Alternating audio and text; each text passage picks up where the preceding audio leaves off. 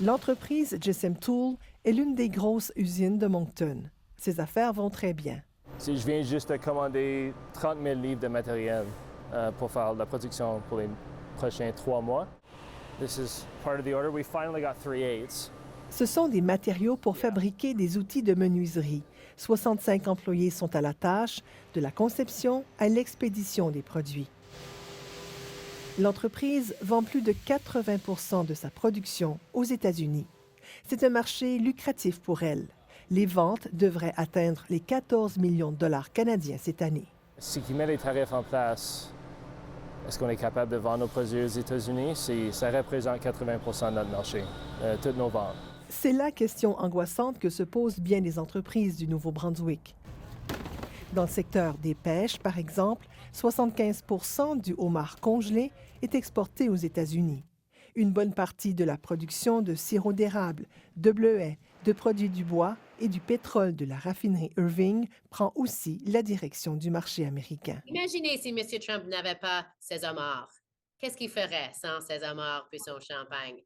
Ils n'auront pas ces homards-là sans nous autres. Alors, la première ministre Susan Holt cherche des arguments pour raisonner Donald Trump parce que de toutes les provinces canadiennes, le Nouveau-Brunswick est la plus dépendante des exportations vers les États-Unis. 92 de ses produits exportés aboutissent chez nos voisins du Sud. Le homard, c'est un produit de luxe. Ce n'est pas à coup de homard que le Nouveau-Brunswick fera changer d'idée Donald Trump, croit l'économiste Pierre-Marcel Desjardins, mais plutôt avec des tarifs canadiens à l'importation et aussi à l'exportation sur des produits de l'énergie, comme ceux de la raffinerie Irving. Oui, absolument. On n'a pas le choix. J'ai l'impression que c'est le seul vocabulaire que le président Trump comprend. C'est un bully, et un bully ne respecte que d'autres bullies.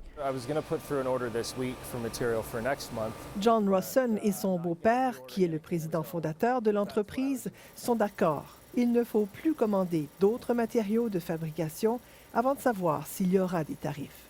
Well, we're gonna hold off for a few months and we won't be shipping anything to the US. On n'enverra plus rien aux États-Unis pendant quelques mois s'il y a des tarifs. Et si ça ne dure pas trop longtemps, l'entreprise devrait survivre. Sinon, tout est sur la table. Moyen et long terme, ça serait de faire du licenciement pour tous les employés ici, avoir une équipe réduite. On a déjà été parler à quelques États aux États-Unis pour voir qu'est-ce qu'on peut faire si on voulait déménager l'entreprise. Déménager ou encore vendre l'entreprise aux Américains. Il y a déjà des offres d'achat. GSM Tools avait de grandes ambitions pour l'avenir avec un projet d'agrandissement et d'embauche de nouveaux employés. Mais plus rien n'est certain. Ici Michel Brideau, Radio-Canada, Moncton.